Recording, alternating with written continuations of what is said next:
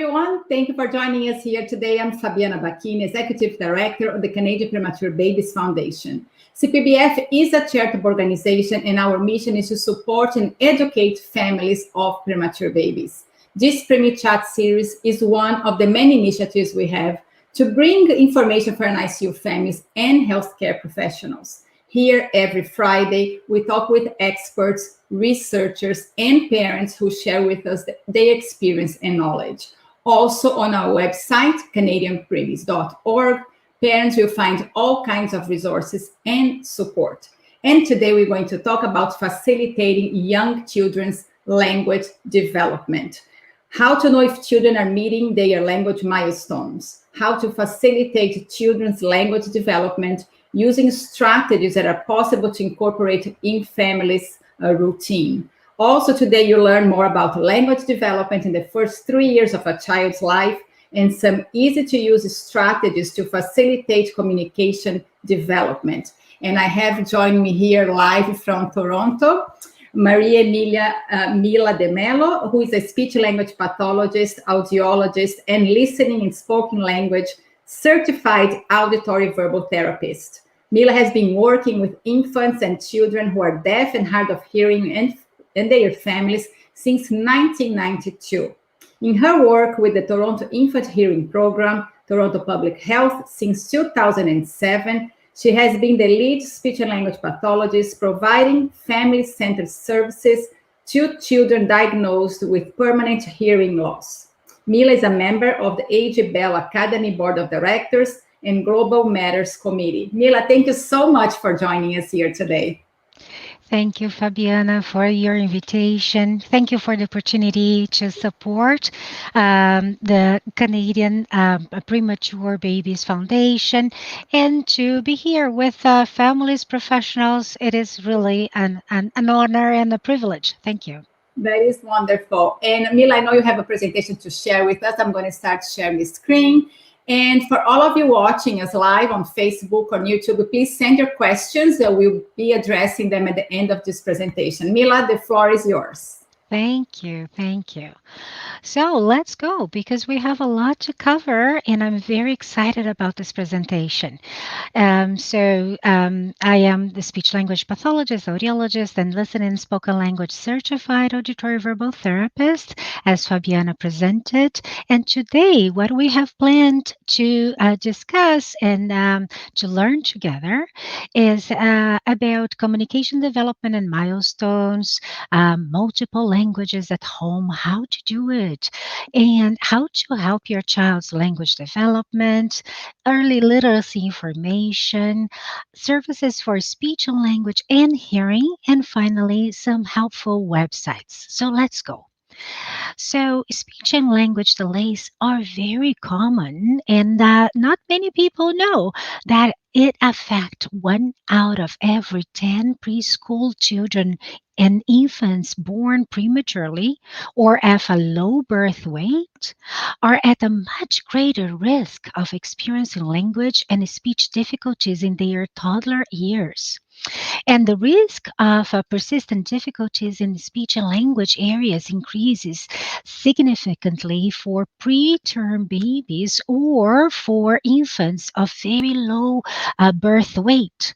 So, despite the increased risk, many premature infants do catch up to their peers by the start of the school year. And that for that, a lot of wonderful work can be done. And also, many people don't know, but speech and language delays is not a measure of intelligence. And if a child has a speech and language delay, it does not necessarily mean they have a learning disorder. So these are some misunderstandings and misconceptions that are very important that we start this conversation by addressing them. And let's go. So what is communication? So, communication is much more than just talking. It includes play, which is the precursor of language, social language, and this is where we look at interactions. It involves receptive language, which is how we understand a message. It also involves expressive language, which is using words, eye gaze, hand gestures, hand signs, and pictures to send messages to others, to express yourself. Also, we can communicate, of course, via speech, which includes pronunciation and fluency. And finally, literacy, one of my favorite parts, which it is reading. So, in the next few slides, I will provide more details about each component of communication. So, let's go. So now we will discuss 5 types of play because the child's job, the child's work is play and have fun. So that's the way they learn. So the very first type is the sensory play, and that's when the child develops explanatory skills, when they explore the environment, when they create more experiences. So, for example, if the child plays with the water, by touching the water, smelling and tasting and watching the water flow. Also, the another way to play is the cause and effect. So, play involves that type of play involves anticipation and expectations. So, this type of play establishes rules. For example, when the child learns that the light switch turns the light on and off. So, that is the cause and consequence. Another way to play, it is the constructive play that improves motor coordination patterns and recognition, sequencing skills. So, for example, when the child is playing and building or stacking blocks, so that's a great illustration of constructive play. Also, we have the functional play that improves the child's use of objects. For example, driving a car up and down a ramp. And finally, there is also the pretend play that a lot of people know about it. That's when the child is pretending to feed a doll or pretending that a pen is a magic wand. So, this is the pretend play. And now, what we're going to talk about is the 3 main elements for the next component of the communication, which is the social language and social interaction, that are very, very important for communication development. So, one of these components is the eye contact. For instance, a baby may start to follow you with her eyes within the first very few months of this baby's life. Also, the joint attention. This is when the shared focus of the two people is in one object. For example, when the child is being able to share a book with a parent by turning pages or pointing to some pictures and making sounds or using some word approximations.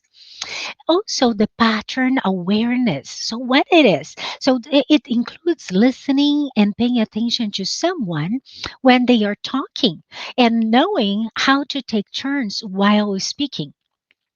So, when supporting a child to develop conversational skills, that's very important that we focus on these elements. So, we're starting an interaction. So, does the child know how to start a conversation? Do we need to model that is starting a conversation and interaction? Also, responding to others, taking turns, keeping the interaction going. So, those fillers like, tell me more, or what happened later?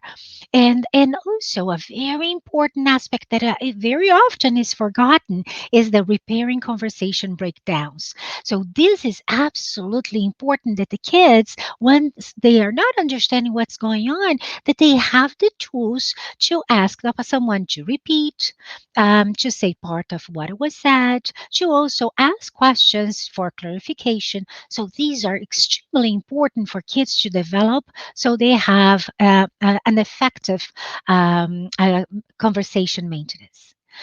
So now let's go for receptive language, which is the understanding of words and hand gestures. So children need to understand language so they can respond when someone speak with them, or make choices when offered, follow directions, understand familiar and new vocabulary. That's a very important point. Sometimes we forget. We keep saying, "Put your clothes on." What is your clothes? So it is like talk about the dress and the shorts and the pants and all these parts. Instead of shoes, talk about flip flops and running shoes. So, really develop new vocabulary and understand grammar and understand questions. So, sometimes when the kids don't understand questions, we see the kids nodding and smiling, but you know that it's being a hard time for the child to get what is said. So, that's a very important in regarding receptive language, that we understand this turn taking and the questions and answers that people around the kids are using and saying. And what is next? Expressive language. So, of course, expressive language is the use of words, hand gestures, hand signs, pictures to send messages to others. Doesn't matter how, but it's how we and the kids express themselves. So, skills and abilities that can be affected by any delay in that area are, for example, early cooing and babbling sounds, imitating sounds and words, using word approximations. So, for example, instead of the child saying banana, the child may say nana. So, that a word approximation. Using new single words. We always want the kids to not just expand their receptive vocabulary, but also their expressive vocabulary. Putting words together in phrases and sentences, and being able to tell simple stories. That's so important. And we're going to talk about strategies, how to encourage that. But it is very important the kids feel that they are an effective and efficient communicator, and telling simple stories is a very important way to do so. And this is a chart that lots of parents love seeing this, because it gives, it's nice to hear information, but it's also nice to see a representation of how many words are expected to be put together in when we're talking about expressive language. So I brought this table to you so you can see that when the child is around 1 year old, the child is able to use 3 to 5 intelligible words, and they are presented in like one word sentence. And when the child is 1.5, the child is able to use about 20 word approximations and still use one word sentence. But then when the child gets to the 2 years old, there's this huge explosion of expressive language, and they start producing lots of words. And that is an example of between 100 and 150 words. And that's when they start putting the two words together in phrases. So, for example, the child may say, "No, mama," or even say, "Come, papa." So the kids are going to put now making phrases. And then so far, so on, 2 years and a half, they have this other big explosion. And look at the 3 year old. They have more than 700 words to express themselves. Of course, the kids may understand way more than that, but that is what the word approximations that is expected. And it's very important to say that each child will develop in their own pace and in their own way, and these are just some of the suggestions based on a group of children with a typical development, what we could expect around that age. But each child is singular, is unique, and these are just for to guide us. And I also brought this picture to help us to see how many words we say in a different representation. So there are this group of professionals that put this website together. I put the website on the bottom of the slide for you. So they are even saying that kids up to 3 years old, they are able to use short questions and use from 900 to 1,000 words. So even depending on the research studies, we're going to have different numbers. So this, the big message is it's very hard to count the words the kids can express themselves after 2 years old because they have that explosion. But the message is observe your child how she or he is doing, and it's important that they are always progressing. They are always have a different vocabulary, and they are increasing the words. They are not always in the same words that they know. They are exploring and trying harder and more challenging things. Both those, these are all information about expressive language, but it's also lots of parents ask me, Mila, how about speech sounds? My child is very young, is about 18 months or 2 years, and my child is not producing some sounds, for example, the F and the TH. Is that age appropriate? So I brought this table to show you what is again as an average, what is expected, what sounds are expected according to each age. And that is because not just how the child of course has the listening experience to be able to produce those sounds, but also all the coordination of the muscles, the tongue, the lips. It's a lot of work that we take for granted, but it is a lot of work for the kid to be able to produce all these sounds. And as you can see, as the older the child can be, the child is able to produce more challenging words for sounds. For example, the consonant blends. So putting two consonants together, for example, the broom, it is very hard for the kids to produce this BR sound. So it does need a lot of listening and a lot of articulation experience to get there. All right. So, and a lot of parents ask, okay, Mila, so let's go step by step here. What should I expect in the very first 18 months of my child's life? So, can you go back and go with a little bit more detail in these very first years of a child's life? And I like so much this question because we do know more than ever, because now we have way more resources and technology to confirm what we know for quite some time, but now we have scientific evidence to support how important the first years of the child's life is for all the developmental skills, especially communication. So let's take a look at the first 18 months in more details. So it is expected by 6 months corrected age that the child is able to receptively and expressively meet these bullets that you have on your screen. So for example, by 6 months old, the parents can tell if the child is making happy sounds or making sounds that are, oh, the child is annoyed or is in pain, or oh, that is he's hungry, he is not happy. So we can already tell, so the child is expressing themselves in different ways, and can understand you also in different ways. So if you say to a very young baby about up to say 6 months old, saying for example, where's my baby, where's my darling, so just the tone of your voice is going to make the baby smile or get excited and move arms and legs. So the child is already putting a lot of meaning to not just your body language, but also to the sounds that you make. And that expected that the child by 6 months old is able to start understanding all of that.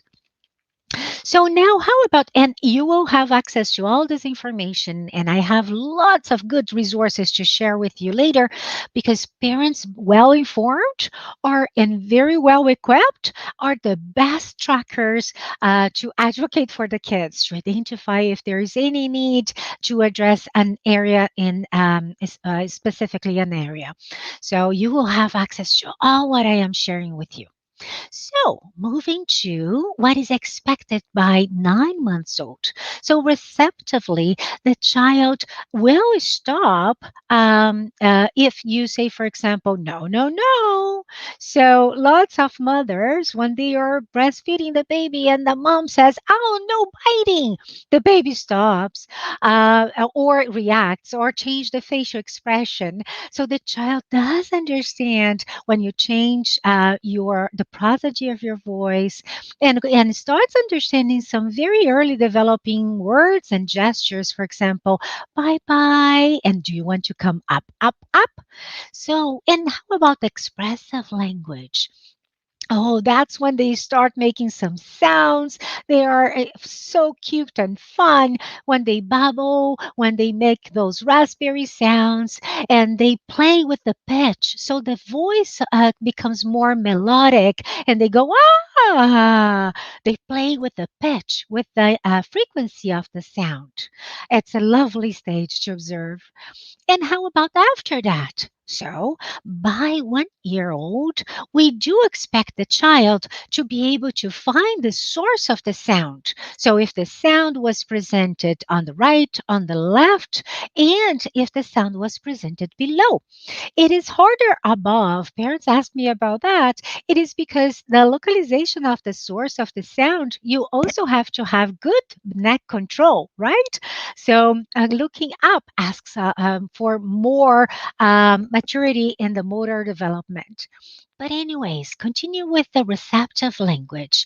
That's when they start listen to a song or their favorite nursery rhyme and they respond to that specific one. They get excited. They start moving more into the rhythm of that music, or even start following some directions. So when you say, come here, honey, and the child does understand that, or give it to me, or when the child is not just responding to mom or dad's voice, but already now responding to the name. So the child recognizes his or her own name and mom and dad. So those very early developing words and without any visual cue, which thinking about the brain development, this is wonderful.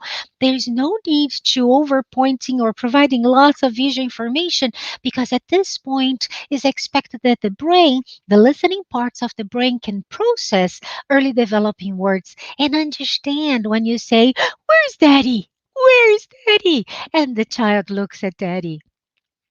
Expressive, so the child vocalizes way more, has more sounds. For example, the bilabial sounds like ma and ba, and the child also show that the sound was heard by maybe pointing to the ear or nodding and smiling. So the child is way more responsive. And if you think about the overall development at this time, this 1 year old is already exploring the world in different ways. The child is trying to walk, the child has more autonomy, the child is able to move from point A to B. So that exploration and that discovery brings more material for language development. And now looking at the 18 months old mark, so receptively, the child knows for sure. The child knows the names of the family members, the pets and objects, not just nouns, for example, ball and shoe, but also verbs. For example, jump and close or up, come up, come. So the child has way more vocabulary as we saw before. So the child is able to follow more directions without needed visual information. And not that is anything wrong with the visual information and pointing. It is just to illustrate how bright the brain is in process spoken language, which is a quite challenging task. And the child is able to identify sounds coming from other rooms and outside. And then the child now is able to localize the source of the sound in all directions. And expressively, the child is now imitating good time. So whenever you say the child tries to imitate, they use those languages that are, we think, oh my gosh, it seems that the baby is talking a different language. They put lots of consonants together, and once in a while you understand two, three words. So it's like dub dub dub dub dub dub ball, dub dub dub mama. So you can hear the child trying to exercise the power of the spoken language and with some intelligible words. And of course, with the help of the motor development, the child is pointing and calling people attention in other ways that are more sophisticated. All right. So lots of parents also ask me, but tell me, is that the same way that kids develop in different languages? In my home, for example, a mother told me this morning, my husband speaks one language, I speak in a different language, and we live in a country that speaks English and French. So is that okay? Absolutely. So go over that. Let's go over that and talk a little bit about multiple languages at home. So, the very first thing that I want to say up front is learning two or more languages at home does not cause language problems. So there this misconception that it can be confusing for the kid, that is not advised that the child learn more than one language in the early years, and that's a misconception. And there are very few exceptions depending on if the child has different processing disorders or language delays. But the rule of thumb, it is that learning more than one language actually is going to help your baby's brain to develop in a more plastic and in a more like thirsty way for information.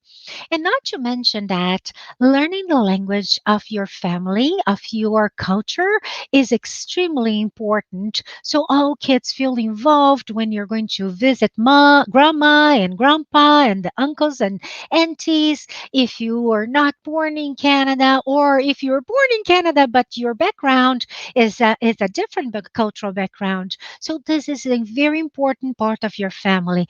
And the research studies show that we must encourage the kids to develop, as we call in the latest publications, the language of the heart, which is the language that is more significant and important for the family.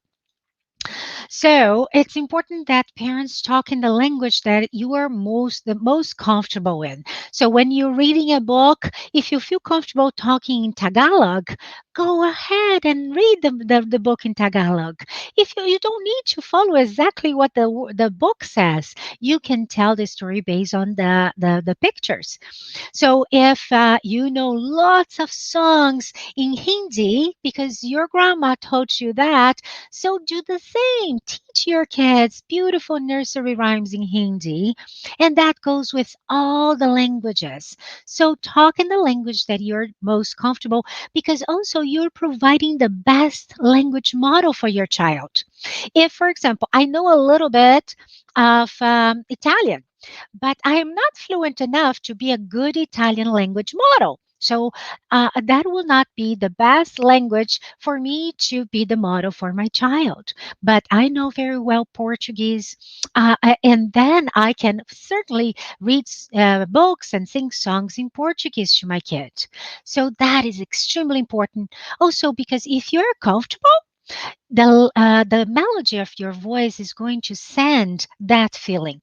So you send that you're confident. You can play with the voices, making different characters voices, because that's a language that it's your main language. That's the language of the heart. And another thing that is important to say is that your child needs to hear other people use each language and also needs to practice talking in each language. So it is important that as it's like thinking about the child's brain. It is a very thirsty, a piece of, and very smart, and really wants to be fed. So, if you have grandma telling stories in her language and have your partner, when changing diapers, talking about what you're smelling and what you're seeing in a different language, so make that possible, a rich vocabulary in different situations with different communication partners, and choose the option that works the best for you. I'm going to share with you three options that there are some evidence that support these three options, but that you and your partner and your child will know what works the best in your household. So these are the three suggestions that the literature suggests as recommends us to share with parents. So you can try, for example, one parent, one language. So if my partner speaks, let's say, Spanish and I speak Greek, so we can do that. Every time dad is going to talk to this child, we'll speak in the language. And every time the partner is going to speak with the child, will be in a different language. In that way, we're going to cover a lot of experiences, a lot of vocabulary in different languages. The other suggestion is one place, one language. So let's say one language is spoken at home and another language is spoken in the community, at the daycare, in the grocery shop. So whenever you step outside your home, you speak a different language. Whenever you step inside your home, you can speak your other language. So that has, each of them has pros and cons. So for example, I saw a family that used this strategy, and the child had an amazing vocabulary in English and a great vocabulary in Mandarin, which was the language of the heart. But whenever we were talking about outdoors and outside, like grocery stores in Mandarin, the child was not really used to that vocabulary because that was an environment for the English. So it is important that we try to mix as much as possible the environments, but never the languages. So that's important to remember, to keep, if you start a sentence in one language, keep and respect the grammar of that language. So we adult, we very often we start a sentence in English, we go to another language and come back to English, or use some expressions in different languages, and that's okay. We're not learning language, but the kids are. They are learning language from the scratch. So we do need to present the best language model possible, respecting the grammar and the word sequencing of each language. And the third suggestion, it is one activity, one language. So maybe parents speak one language during the day, and maybe during bath time or snack time or story time, they will use a different language. It is really, and I go back to my first recommendation, what works for you, what you feel more comfortable, what you believe that it will work for your family. But what is important? Encourage your child to be a good listener and a language learner in different languages that are relevant to your family. All right. So we are talking all about this, but how about how to help the child to develop language? So that's our next topic. So let's think about very easy to use strategies to stimulate your child's language development. And that can be used with different languages, different spoken languages, different sign languages, and that is very easy to adapt. So let's go. So the very first two strategies are face to face. Be face to face. Why is that? Because besides spoken language, or even if you use sign language or pictures to communicate, it is also so important that the kids can see your face. There is so much information that we carry with our eyes and our lips, how our body behaves. So that is important that your child has easy access. And for that, it's very important that we have a good, and I'm going to talk about that later, but a good eye contact. It's hard if the child always has to look it up to see what we're saying. So be at the level of your child, the physical level of your child, so your child can see your face. And also follow your child's lead and join in play. So the child may be interested in something, but you really want to show this beautiful flower, and the child is not really paying attention. So join your child's attention, make your comments, and maybe you can bring the child to the attention where you want to show something. But it's very important the child feels supported by you, and you can use that specific focus of attention to be a great language learning opportunity. All right, use simple language. So, some parents ask me, Mila, should I use one word sentence for very young kids to keep it simple? Or should I read very advanced books so my child, even when in very early ages, can learn more sophisticated vocabulary? So, actually, it's better to find a place in the middle. So we don't use anymore the telegraphic sentences, for example, saying one word sentence, unless again it's for a specific goal, for a specific early intervention. But the rule is use simple language, but with a correct grammar. So use the correct verb, the verb tense, then the correct agreement with the noun and the verb. So use the beautiful grammar as a good language model. And label everything. Talk about what is going on. Not just label objects and people, but label verbs, label feelings. We often forget to talk about feelings like, oh my gosh, mom feels frustrated. I cannot find my glasses. So talk about not just nouns, we like ball, and shoe and cup, but also talk about verbs and feelings. We often forget that. And repeat words often, so we are redundant and the child has lots of opportunity to hear the same word in different contexts, so the child will be able to put meaning to that. But also at the same time, watch yourself, because sometimes we bombarded the kids with the same words without waiting and pausing, which is the next one. Learn to pause. So the other day, a grandma was telling me, Mila, I noticed that I do that. She says, what's that? What's that? Can you tell me what is that? Oh, you know what it is. Tell me. And she said to me, Mila, I don't wait. I repeat the same thing many times and I don't pause and wait to give the chance for my child or my grandchild to take the turn in communication. That's true. We do very often that. So that's very important that we pause and wait. So we allow the child to listen to what was said, organize and understand it, organize the response, and respond it. So give like the kids time to do all that process. And also it really helps the child to do not be anxious in a communication situation, to really know that mom, grandma, dad, and everyone will be patient and wait to listen to me whenever is possible.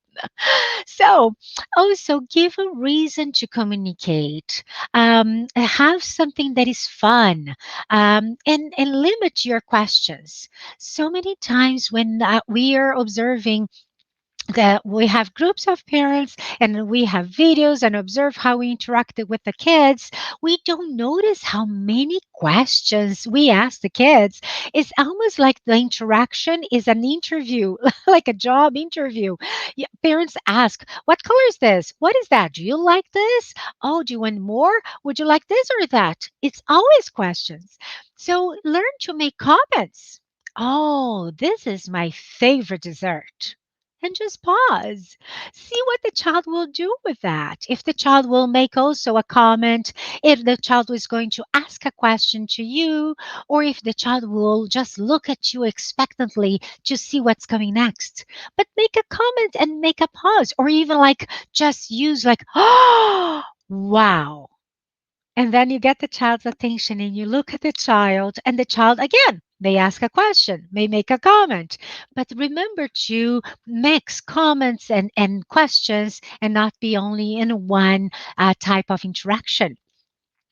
And that's what I'm saying, as I mentioned about the waiting and the pausing and making comments, give the child the turn, the chance to take a turn in this interaction, not just observe you. Of course, we want to be great language models, but it's important that the kid also experience language. That's the best way to learn language, living it. And again, to close, make comments, label, and model good language.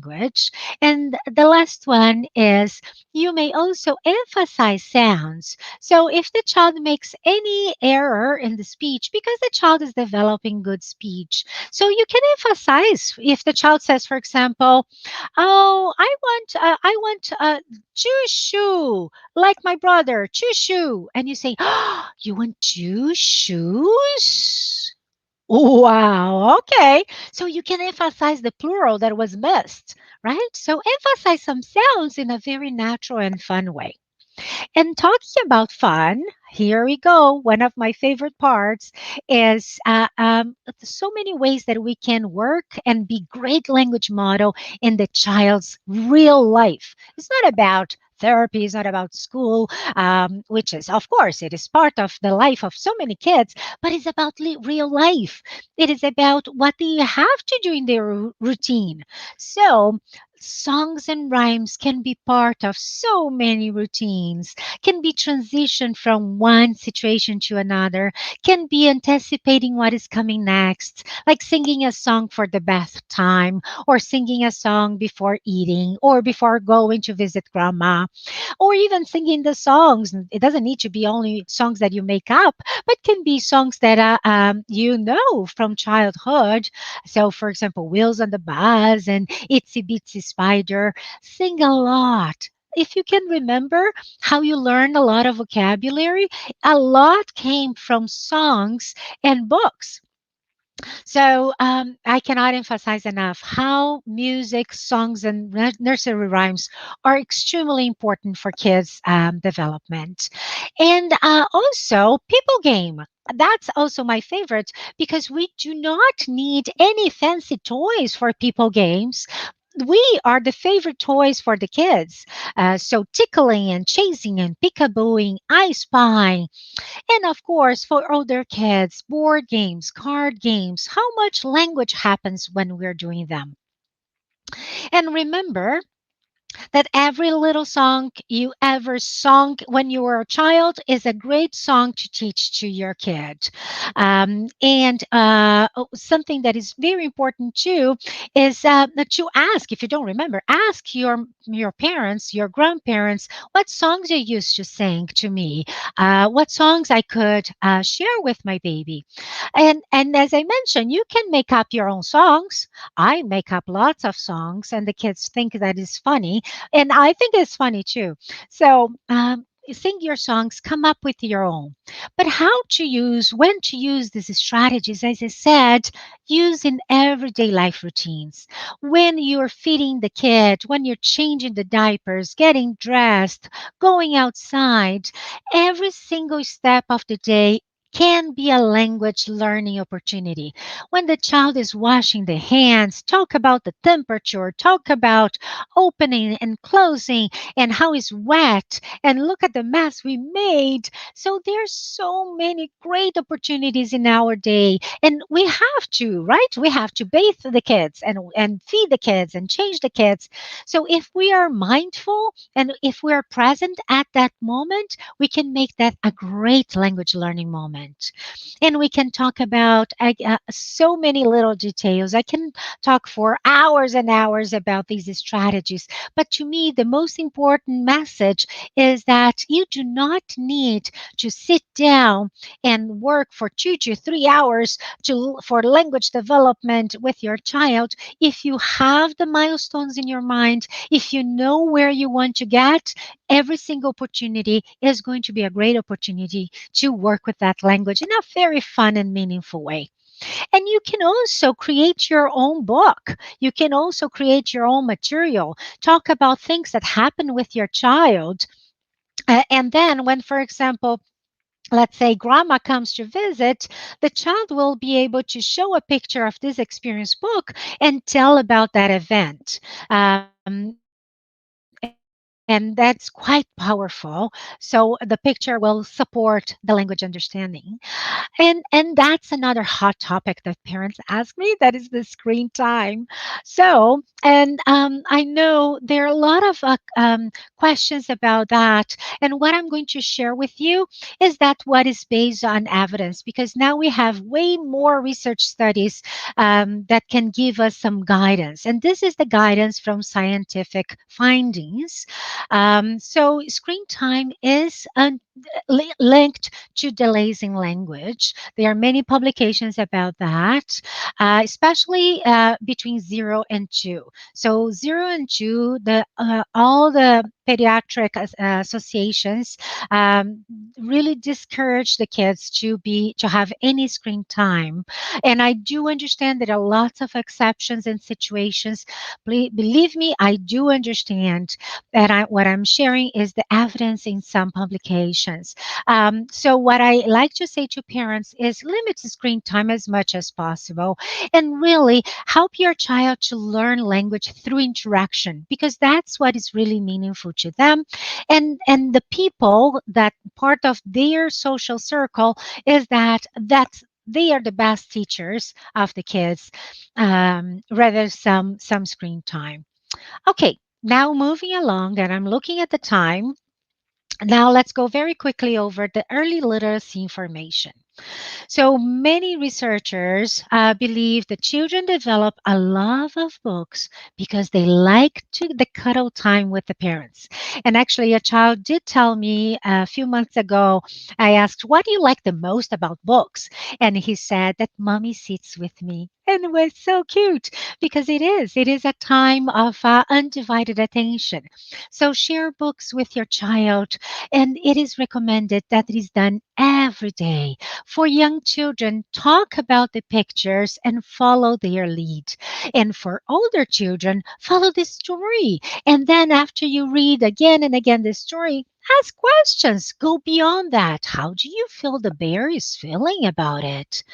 And books are extremely important. They do tell stories about other communities, other cultures, and about feelings. So tell the stories that the books can support you every single day. And your child is going to learn to hold a book, to turn pages, learn new words, recognize letters and words. And it is important that you choose books that are interactive and are motivating, so the child is many times able to choose the book. They're from very early ages. They can show their favorite. And you can read the book, the same book again and again and again. The kids love that when we are repetitive and predictable, and they can even recite by a heart those books. And this is just a slide to remind myself that our kids may have tons of professionals involved, and this is just a list of some. But it's extremely important that all these recommendations that I just shared with you, it is everyone is working on the same page. And the most important thing is that we all do our very, very best. And believe me, this is a very important thing and close to my heart, to ensure that the services and the recommendations that we made are family centered, because you are truly the boss. You are the you know your child the best. So that moves to services. So, services for speech, language, and hearing. So, I have here a recommendation for the association for that is a Canadian association.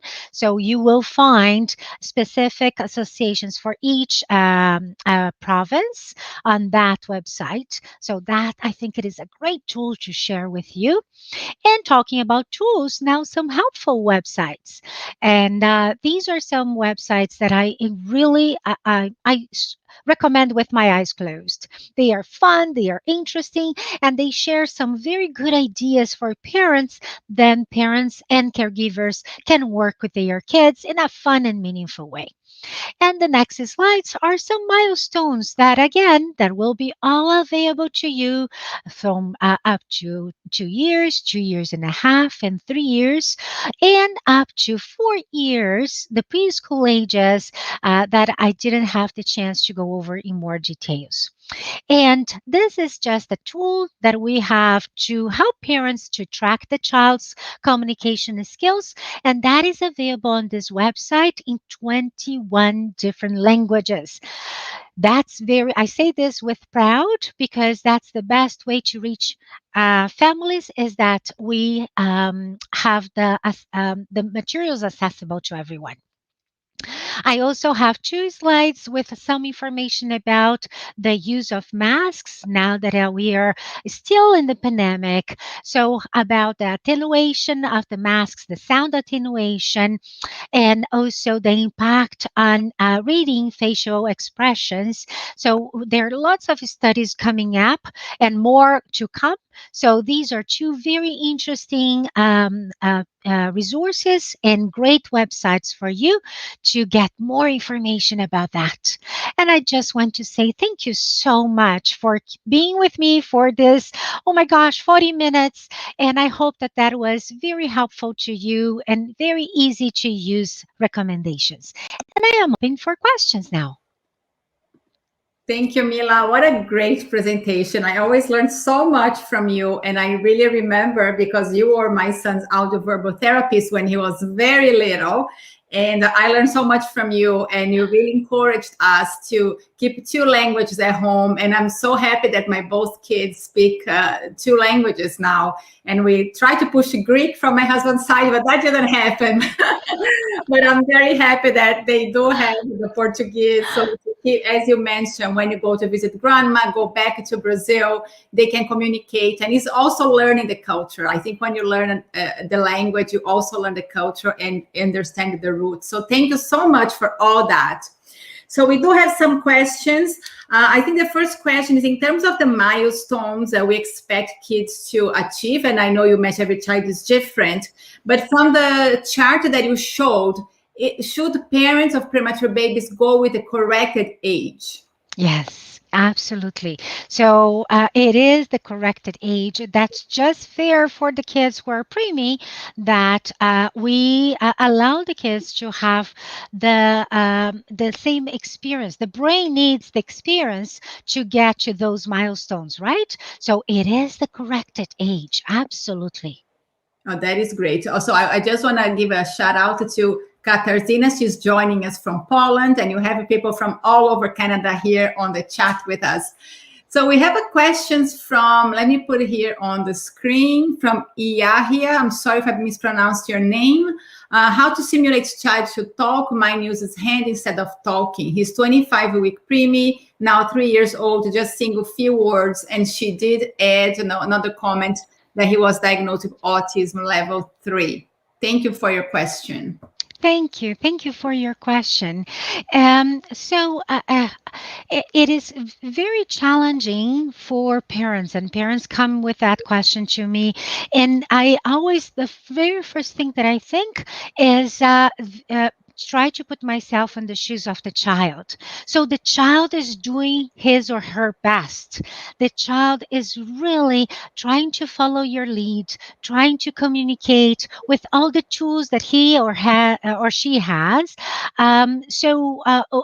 What we can do is create an environment that is facilitating that. So sometimes, and I'm not saying that is your case, but this is a very helpful suggestion that parents give me as feedback. It is, don't read your child's mind. Help your child to no matter how they are going to use, by pointing, by using pictures, by wording approximations, by some kids can sing songs to share feelings.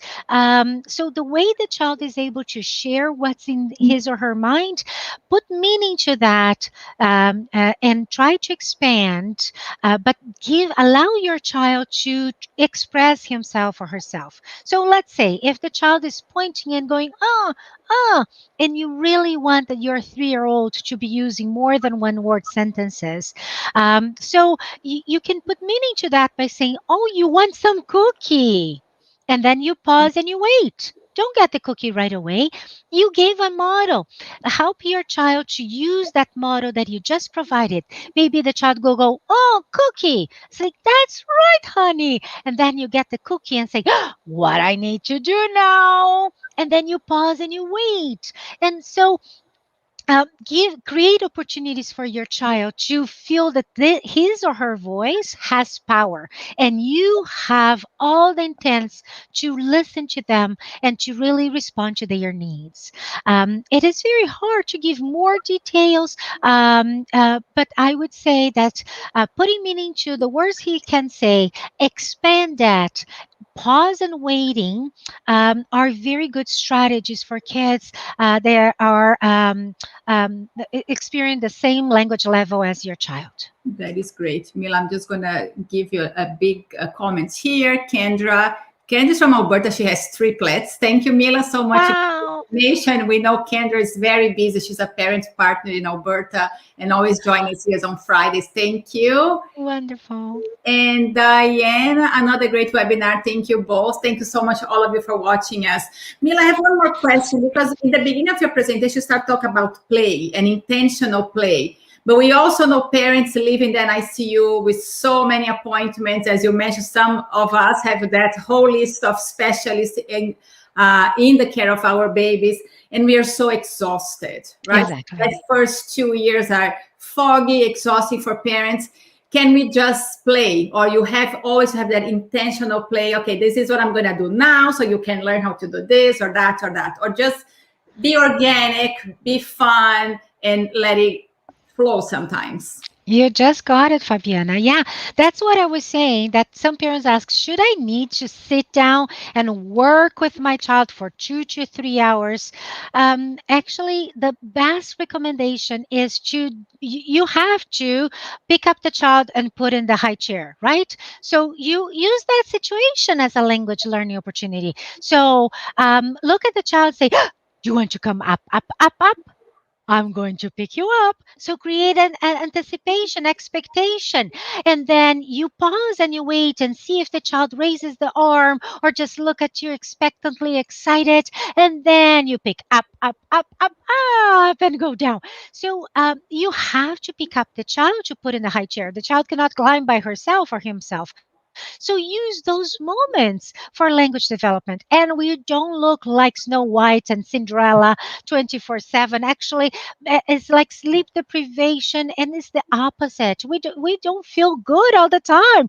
So that's okay. Whatever you can do, it is good enough. The same way that your child, you are doing your best, and that has to be good enough.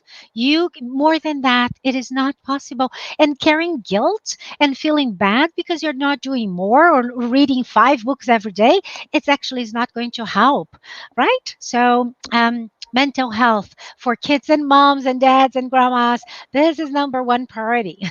Absolutely, Mila. I'm so grateful that you raised that up, because so many of us feel a lot of guilt, and not all therapists or clinicians that we see support us that way, right? We always have that thing, oh, you could be doing more. And many times I heard, oh, you should be doing more physiotherapy. That's why your child is not sitting. Sometimes those comments are very hurtful, because we, as you said, we all trying our best. And I think that's the best message we can give to our parents here today.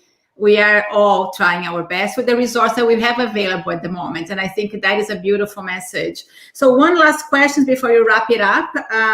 Red flags. When do we parents say, okay, it is a little bit of delay. My child was a preemie. I know it's going to take more time to catch up. But when do we actually need to go for help, that you can actually identify, okay, this might be an issue? Yes. So I like to say that kids are unique and at the same time predictable. So, which is kind of contradictory. So that they are unique because they are going to have their own pace and they are going to have different ways to communicate. And they are predictable because development does not skip phases. So there's no way a child will, for example, 2 months old, start jumping and running. So we have a hierarchy that needs to be followed. So these milestones that I presented, again, corrected age, if your child is too far from what is expected, and what I mean by too far, it's like it can be 6 months away or 9 months away. So if you're concerned, that's enough reason for you to look for help. When a parent brings a child for an assessment, that's already a red flag because for sure that parent took weeks guessing themselves and doubting their eyes until they brought for assessment. So a parent concern, it must be number one concern and red flag for any professional that is working with the families. And for the parents is if the child is not following the milestones with a bigger gap between corrected age and expected stage. That's wonderful. Mila, I'm always going to share here on our chat that last year you did do a video with us on hearing loss. I think it's a very important video and a lot of information there. I'm sharing the link here on our chat. I think it was September last year, and parents can go back. We have a huge library of content, and I think that video is a very important video for families living in ICU. So we have one more comment before we wrap it up. Lisa, thank you for joining us, and thank you for bringing that up. I always feel that I'm not up to the mark in putting effort to my baby's development. Very informative session. So thank you, Lisa, for joining us here today. And I think, sometimes as parents, we feel very alone in this journey. And I think you have to remember to take a breath. And there is this community of parents and clinicians all working together for, help our families and our babies develop and thrive in the community. So Mila, thank you so much for joining us here today. Always a pleasure talking to you. Thank you. Thank you, everyone. It was my pleasure. And for all of you watching us at home or in the hospital, on our Facebook page or YouTube channel, thank you so much for joining us here today. The video of today's session and all the videos from our live series are available on our website, and I will share the link here, which is the canadianpremise.org. All the videos are there. And I want to thank our sponsor, AstraZeneca and Water Wipes, for their ongoing support with our educational sessions. And remember that CPBF is a charitable organization, and we believe that through education and support, we can empower families, ensuring they're ready to care for their babies at home. Visit our website, consider making a donation. Together, we can create a brighter future for all our families. And I will see you next Friday. I have Dr. Jennifer Young talk about the neonatal follow-up. So thank you and stay well.